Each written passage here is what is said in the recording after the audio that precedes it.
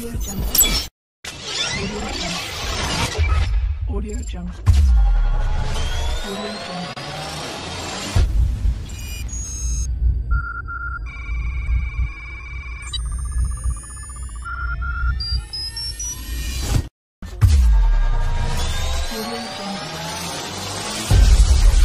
Audio Jungle.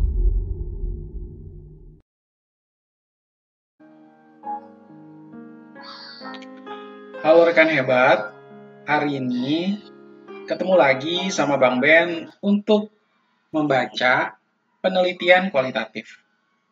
Ya, kemarin saya bimbingan dengan salah satu promotor saya, di mana promotor meminta saya untuk melihat bagaimana skema ketika membuat penelitian atau laporan penelitian kualitatif.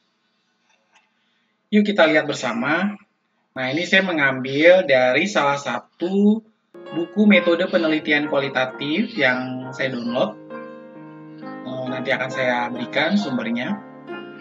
Nah, jadi untuk kali ini, rekan-rekan hebat bisa memasang earplug sambil beraktivitas, bisa mendengarkan materi terkait dengan penulisan laporan kualitatif.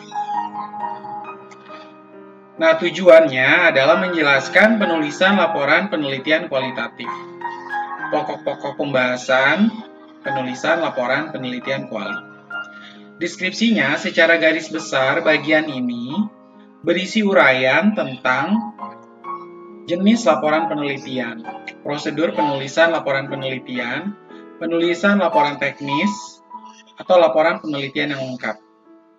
Pemilihan jenis atau bentuk laporan penelitian harus didasarkan pada siapa pembaca laporan penelitian tersebut.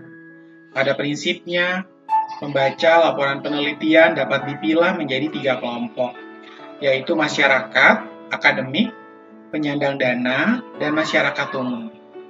Apapun jenisnya, laporan penelitian selalu berisi paparan tentang apa yang diteliti, bagaimana meneliti, dan bagaimana hasilnya. Menurut Mukadis dan rekan-rekan tahun 2003, kegiatan penulisan laporan penelitian tidaklah bersifat linier. Bagian-bagian laporan ada yang ditulis sebelum kegiatan pengumpulan data dilakukan.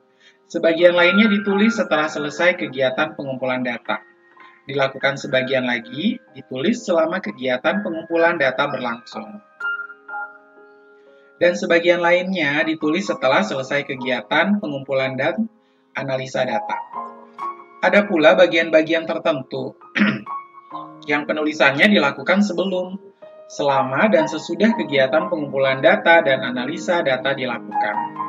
Laporan teknis merupakan jenis laporan penelitian yang bersifat menyeluruh dan terperinci.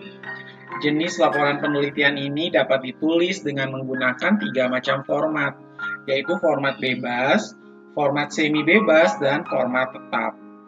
Laporan penelitian kuantis seringkali ditulis dengan menggunakan format tetap, tetapi format penelitian yang jumlah bab dan isi masing-masing bab telah ditentukan.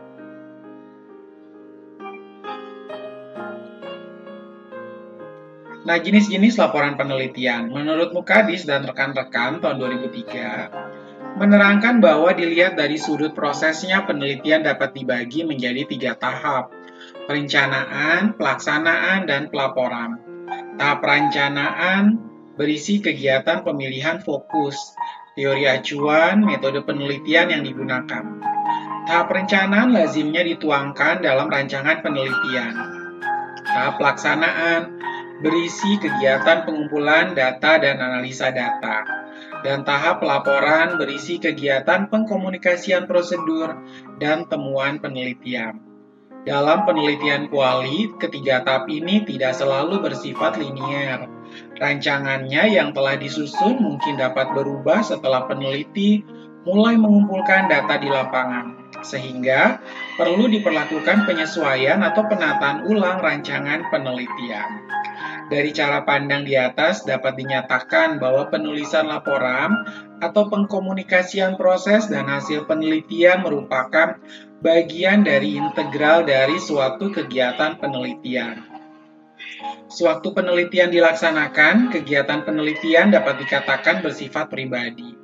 Tetapi setelah penelitian selesai dilakukan, hasilnya merupakan milik masyarakat luas. Artinya, hasil kegiatan penelitian yang dilakukan seseorang harus dikomunikasikan kepada masyarakat luas.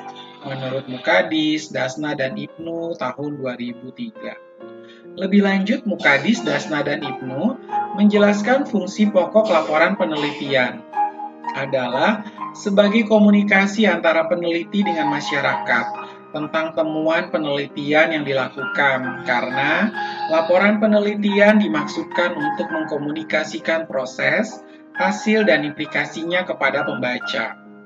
Maka, penulisan laporan harus disesuaikan dengan jenis pembacanya. Secara umum, pembaca laporan penelitian dibedakan menjadi 3 kelompok: masyarakat akademik, sponsor atau penyandang dana, dan masyarakat umum.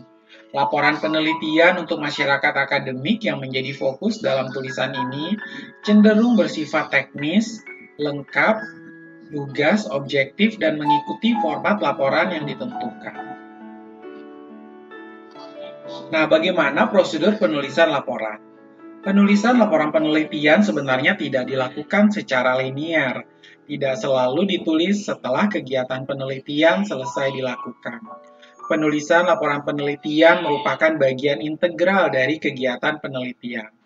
Secara keseluruhan, kegiatan penelitian terdiri atas menyusun rancangan penelitian, mengumpulkan dan menganalisa data, dan penulisan laporan. Menurut Mukadis dan rekan-rekan 2003. Nah, Mukadis dan rekan-rekan juga menyampaikan pada prinsipnya, laporan penelitian berisi tentang apa yang diteliti, bagaimana cara menelitinya, dan bagaimana hasilnya. Dalam penelitian kuali, laporan tentang apa yang diteliti dan bagaimana cara menelitinya seringkali baru dapat dilakukan setelah kegiatan pengumpulan data dilakukan. Lebih lanjut, mereka pun, Mukadis dan rekan-rekan, menjelaskan secara garis besar urutan penulisan laporan dapat dikemukakan sebagai berikut. 1. Peneliti menemukan dan menentukan masalah yang akan diteliti. Masalah penelitian dapat bersumber dari kehidupan sehari-hari, bahan pustaka, teori, atau laporan penelitian yang sudah ada. 2. Jika masalah telah ditentukan dan dibatasi ruang lingkupnya, maka dilakukanlah kegiatan pembahasan pustaka untuk memperoleh wawasan penelitian tentang latar belakang masalah. Mengetahui tentang apa yang telah dikerjakan oleh peneliti terdahulu, atau rancangan yang digunakan, instrumen, cara pengambilan sampel, atau subjek penelitian, cara pengumpulan data, menganalisis data, dan cara menafsirkan hasil analisis data. 3. Peneliti menulis susulan penelitian dalam bentuk yang lebih rinci atau desain operasional. Kemudian peneliti melakukan kegiatan pengumpulan data di lapangan. Lalu peneliti mempertajam kajian pustaka yang telah dilakukan. Peneliti melakukan kegiatan analisis data yang selanjutnya diikuti dengan kegiatan penulisan hasil analisis data. Lalu peneliti menafsirkan hasil analisis data yang telah dilakukan dan sekaligus diikuti dengan penulisan hasil pembahasan analisis data. Kedelapan, peneliti menyimpulkan hasil-hasil penelitian dan pembahasan yang telah dilakukan. Diikuti dengan penulisan laporan tentang bagian ini. Peneliti menuliskan daftar rujukan dan lampiran-lampiran yang diperlukan. Kemudian peneliti menulis artikel berdasarkan laporan penelitian yang telah ditulis. Kemudian penulisan laporan. Dalam penulisan laporan penelitian, istilah format diartikan sebagai bentuk, susunan, atau organisasi suatu laporan. Format berkaitan dengan perihal bagaimana bagian-bagian laporan penelitian diurutkan dan disusun. Secara keseluruhan, laporan penelitian dapat dipilah menjadi 3 bagian, yaitu bagian awal, bagian inti, dan bagian akhir.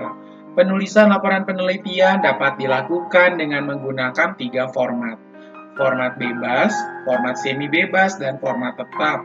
Menurut Mukadis, Dasna, dan Ibnu tahun 2003 yang diuraikan sebagai berikut. Pertama adalah format bebas. Dalam format bebas tidak terdapat batasan tentang jumlah bab dan isi masing-masing bab sebagaimana terlihat dari contoh berikut. Pertama, bab 1 pendahuluan terdiri dari konteks penelitian atau latar belakang. Fokus penelitian dapat dirinci menjadi rumusan masalah dan tujuan penelitian. Kemudian metodologi penelitian dan landasan teori. Bab 2, bab ini dan bab-bab selanjutnya membuat hasil-hasil penelitian yang diperoleh. Judul dan isi masing-masing bab disesuaikan dengan topik dan hasil penelitian termasuk pembahasannya. Kedua adalah format semi bebas.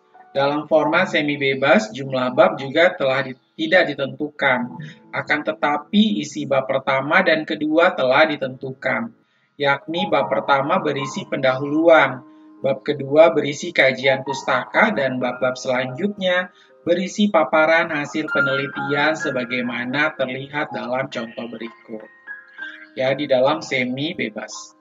Bab 1 pendahuluan terbagi atas 3, konteks penelitian atau latar belakang. Kedua, fokus penelitian dapat dirinci menjadi rumusan masalah dan tujuan penelitian. Ketiga, manfaat penelitian. Bab 2, kemudian bab 3, metodologi penelitian. Bab 4, paparan data dan temuan penelitian. Bab 5, pembahasan. Dan bab 6 adalah penutup. Format tetap. Dalam format tetap, jumlah bab dan isi setiap bab ditentukan, sebagaimana terlihat dalam contoh berikut ini. Bab 1 pendahuluan terdiri atas latar belakang, rumusan masalah, tujuan penelitian, hipotesis penelitian jika ada, kegunaan penelitian, kemudian ada asumsi penelitian jika diperlukan, lalu ada ruang lingkup, dan keterbatasan penelitian. Selanjutnya definisi istilah atau definisi operasional. Bab 2, A dan B itu adalah biasanya pinjaman pustaka ya. Kemudian bab 3, metodologi penelitian terbagi atas 5. Ada rancangan penelitian, populasi dan sampel, instrumen penelitian, pengumpulan data, analisis data. Bab 4 ada hasil penelitian, terbagi atas 2, deskripsi data, pengujian hipotesis. Bab 5 pembahasan, bab 6 penutup, terbagi atas 2, kesimpulan, saran. Format bebas dan semi bebas cenderung digunakan dalam laporan penelitian kualitatif dan pengembangan. Penulisan laporan kuantitatif cenderung menggunakan format tetap. Nah, isi bagian awal dan akhir laporan penelitian. Ya, bab 1 pendahuluan, latar belakang masalah. Di bagian ini dikemukakan adanya kesenjangan antara harapan dan kenyataan, baik kesenjangan teoritik maupun kesenjangan praktis yang melatar belakangi masalah yang diteliti. Di dalam latar belakang masalah ini dipaparkan secara ringkas tentang teori, hasil-hasil penelitian, kesimpulan seminar, dan diskusi ilmiah maupun pengalaman atau pengamatan pribadi yang terkait erat dengan pokok masalah yang diteliti. Dengan demikian, masalah yang dipilih untuk diteliti mendapat landasan berpijak yang lebih kokoh. Latar belakang menjelaskan kepada pembaca dari mana masalah penelitian muncul. Jadi harus menjelaskan faktor-faktor utama yang mengelilingi masalah peneliti dan literatur penting apapun yang berkaitan dengannya. Ini juga memiliki fungsi menangkap minat pembaca. Beberapa faktor yang membentuk konteks mungkin bersifat fisik, seperti lokasi, bahan artefak, organisasi, proses, dan lain-lain. Sementara yang lain mungkin lebih konseptual, seperti ekonomi, undang-undang, kebijakan pembangunan, dan lain-lain. Bahkan lebih abstrak adalah konsep teoritis seperti kekuasaan dan kemiskinan. Masalah penelitian harus muncul dari konteks ini. Hampir setiap subjek telah diteliti sebelumnya, sehingga diperlukan catatan kritis tentang apa yang telah dicapai untuk mengatasi masalah tersebut untuk mengidentifikasi kesenjangan dalam pengetahuan atau masalah yang diperdebatkan. Referensi akurat yang sangat penting di sini, penelitian harus mengisi salah satu dari celah ini atau mencoba menyelesaikan masalah. Latar belakang harus disusun sedemikian rupa sehingga pembaca yang cerdas memahami faktor-faktor dari mana masalah muncul. Sementara pada saat yang sama meyakinkan ahli bahwa kita fasih dengan perincian masalah-masalah utama.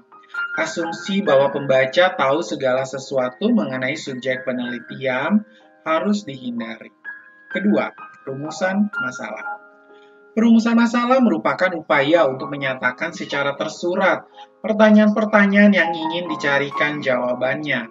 Perumusan masalah merupakan pernyataan yang lengkap dan rinci mengenai ruang lingkup masalah yang akan diteliti, berdasarkan identifikasi dan pembatasan masalah. Masalah penelitian memberikan fokus proyek penelitian. Perumusan masalah merupakan puncak dari pekerjaan latar belakang dan penggagas tugas penelitian tertentu. Masalah harus didefinisikan dengan sangat jelas untuk menjelaskan sifat masalah dan mengapa itu penting. Masalahnya mungkin dinyatakan dalam istilah abstrak pada awalnya, tetapi melalui pernyataan submasalah kita harus menunjukkan bagaimana hal itu dapat diselidiki secara praktis. Tujuan penelitian. Tujuan penelitian mengungkapkan sasaran yang ingin dicapai dalam penelitian. Isi dan rumusan masalah penelitian. Perbedaannya terletak pada cara merumuskannya.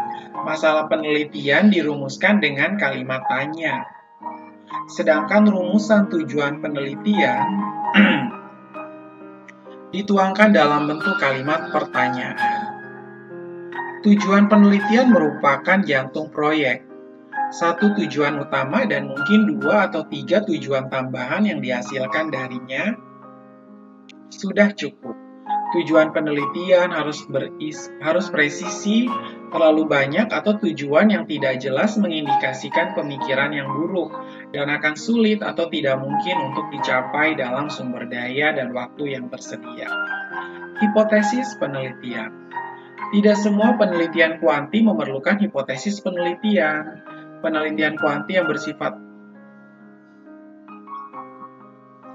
eksploratoris dan deskriptif tidak membutuhkan hipotesis. Oleh karena itu, subbab hipotesis penelitian tidak harus selalu ada dalam laporan penelitian.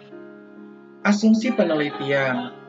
Asumsi penelitian adalah anggapan-anggapan dasar tentang suatu hal yang dijadikan pijakan berpikir dan bertindak dalam melaksanakan penelitian.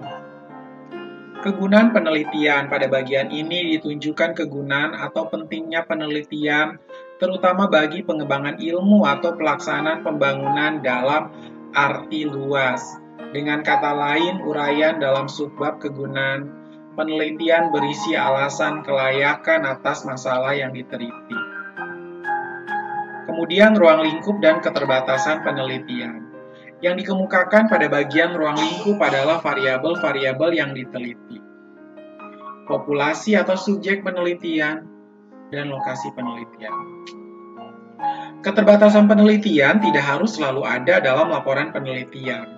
Namun demikian, keterbatasan seringkali diperlukan agar pembaca dapat menyikapi temuan peneliti sesuai dengan kondisi yang ada. Penegasan istilah. Penegasan istilah diperlukan apabila diperkirakan akan timbul perbedaan pengertian atau kekurangjelasan makna seandainya penegasan istilah tidak diberikan. Istilah yang perlu diberi penegasan adalah istilah-istilah yang berhubungan dengan konsep-konsep pokok yang terdapat di dalam laporan penelitian. Bab 2, kajian pustaka. Dalam kegiatan ilmiah, dugaan atau jawaban sementara terhadap suatu masalah haruslah menggunakan pengetahuan ilmiah sebagai dasar argumentasi dalam mengkaji persoalan. Hal ini dimaksudkan agar diperoleh jawaban yang dapat diandalkan. Sebelum mengajukan hipotesis, peneliti wajib mengkaji teori-teori dan hasil penelitian yang relevan dengan masalah yang diteliti. Teori yang dikaji tidak hanya teori yang mendukung, tetapi juga teori yang bertentangan dengan kerangka berpikir peneliti. Bab 3. Metodologi penelitian. Rancangan penelitian. Penjelasan mengenai rancangan atau desain penelitian digunakan perlu diberikan untuk setiap jenis penelitian, terutama penelitian eksperimental. Rancangan penelitian diartikan sebagai strategi mengatur latar penelitian agar peneliti memperoleh data yang valid sesuai dengan karakteristik variabel dan tujuan penelitian. Populasi dan sampel. Istilah populasi dan sampel tepat digunakan jika penelitian yang dilakukan memakai sampel sebagai subjek penelitian. Akan tetapi, jika sasaran penelitiannya adalah seluruh anggota populasi, akan lebih cocok digunakan istilah subjek penelitian. Ketiga,